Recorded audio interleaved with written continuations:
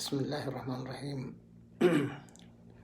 الحمد للہ رب العالمین والصلاة والسلام علی اشرف الانبیاء والمرسلین نبینا محمد وعلی آلہ وصحبہ اجمعین، اما بعد۔ یقیناً رمضان مبارک کا مہینہ بڑا عظیم مہینہ ہے، اور انسان اس مہینے کے اندر بہت سارے طریقے سے اجر و ثواب اور بڑی بھاری مقدار میں کما سکتا ہے۔ عزیز دوستو، آپ جانتے ہیں کہ صبح سے شام تک ایک روزہ دار اللہ تبارک و تعالیٰ کی رضامندی کے لیے اپنے کھانے پینے کو اور جائز خواہشات کو ترک کیے ہوتا ہے۔ افطاری کرانا یا افطاری کروانا یہ ایک بہت بڑا ثواب کا کام ہے۔ رمضان کے جہاں بہت سارے دنوں میں نیک اعمال ہیں، انہی اعمال میں سے ایک کام، ایک نیک عمل روزے دار کو افطاری کرانا بھی ہے۔ انسان یقیناً ایک غریب مسکین یا ایک مالدار یا اپنے دوست احباب، اپنے پڑوسی، اپنے جانکار، اپنے جاننے والے کو، خویش و اقارب کو جو افطار کراتا ہے، اس کا بہت بڑا فائدہ ہے اور بہت بڑا اجر و ثواب ہے۔ ایک انسان جب اجتماعی طور پر چند افراد کو اکٹھا کر کے اور افطار کراتا ہے تو اس کا بہت بڑا ایک فائدہ ہے۔ اولاً تو یہ کہ آپس میں پیار، محبت اور الفت کا زیادہ سے زیادہ تعلق پیدا ہوتا ہے۔ ایک دوسرے سے صلہ رحمی اور تعلقات کا ایک بہت بڑا گہرا تعلق ہے کہ انسان جب افطار کرنے کی ٹائم آئے تو تنہا نہ افطار کر کے اپنے پڑوسیوں کو، اپنے جاننے والوں کو، یا اسی طریقے سے جو غریب مسکین ہوں یا اسی طریقے سے مالدار ہوں، پڑوسی ہوں، آپ یا جنہیں جانتے بھی نہ ہوں لیکن آپ کے یہاں وہ موجود ہیں، تو آپ اجتماعی طور پر افطار کریں۔ اور اس کا فائدہ یہ ہے کہ حدیث میں آتا ہے، جس حدیث کے راوی حضرت زید بن خالد جوہنی رضی اللہ عنہ ہیں، کہتے ہیں کہ رسول اللہ صلی اللہ علیہ وسلم نے ارشاد فرمایا کہ جو شخص کسی روزے دار کو روزہ افطار کرواتا ہے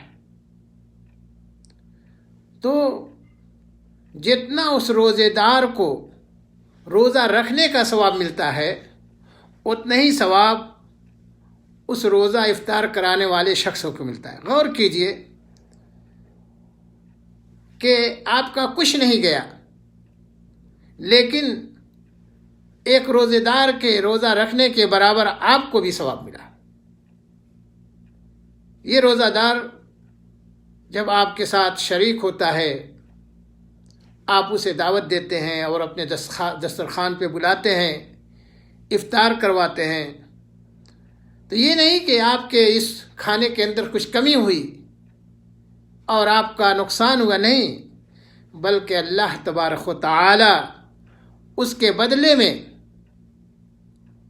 جتنا روزہ رکھنے والے کو ثواب دیتے ہیں، اتنا ہی ثواب آپ کو بھی عنایت فرماتے ہیں۔ اور یہی وجہ ہے کہ ہم اور آپ جب صحابہ کرام رضوان اللہ علیہ مجمعین کی زندگی پر نظر دوڑاتے ہیں تو بہت سارے ایسے صحابہ کرام نظر آتے ہیں جو تنہا کبھی افطار ہی نہیں کرتے تھے، جب تک کہ ان کی دسترخوان پر کچھ افراد نہیں آ جاتے تھے۔ وہ تلاشتے رہتے تھے کہ افطار کے ٹائم کوئی شخص ہمارا ساتھ دے تاکہ ہم اس کے ساتھ افطار کریں۔ عزیز دوستو، بہت سارے سلف اور صالحین روزہ رکھتے تھے اور افطاری تنہا نہیں کرتے تھے، بلکہ کسی دوسرے روزے دار کو تلاشتے رہتے تھے کہ میرے روزہ افطار کرنے کے وقت وہ میرے ساتھ رہے، میں تنہا افطار نہ کروں بلکہ اس کے ساتھ افطار کروں، محض اس لیے کہ اجر اور ثواب حاصل ہو، اور دنیا کے اندر بھی آپس میں ایک اچھا تعلق، آپس میں پیار و محبت، میل جول اور خوشگوار ماحول بنے۔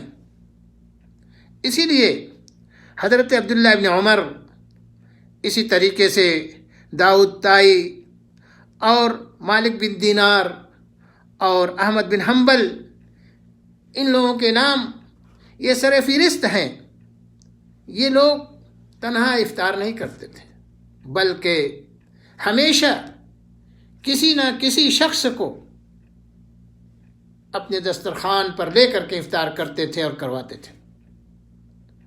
بلکہ بعض لوگ اگر کوئی نہیں ہوتا تو اپنی سحری لے کر کے مسجد میں چلے جاتے، اپنے افطاری لے کر کے مسجد میں چلے جاتے تاکہ مسجد میں کچھ افراد ساتھ میں افطار کریں، محض اس لیے کہ اجر و ثواب کے اندر زیادہ سے زیادہ نیکیاں ملیں، نیکیاں بڑھ جائیں ہمارے ثواب کے اندر۔ جہاں ہم روزہ رکھتے ہیں اسی طریقے سے دوسروں کو افطار کرا کر کے ہم اجر و ثواب حاصل کریں۔ عزیز دوستو، آج یہ چیزیں مفقود ہوتی چلی جا رہی ہیں۔ انسان پیسے کی ریل پیل میں اپنے پیٹ بھرنے کے لیے دوسروں کو بھول بیٹھا ہے،